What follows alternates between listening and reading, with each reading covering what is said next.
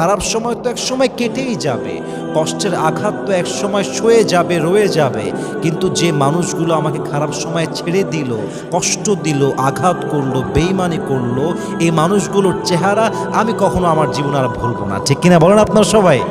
অতএব মানুষকে যে চিনতে পারলেন কষ্ট পাওয়ার মাধ্যমে, আঘাত পাওয়ার মাধ্যমে, বেইমানির মাধ্যমে, এটার জন্য আল্লাহর কাছে শুকরগুজার হবেন যে আল্লাহ তোমার কাছে শুকরিয়া যে আমার জীবনে কে আপন কে পর তুমি আমাকে শিখাই দিয়েছো।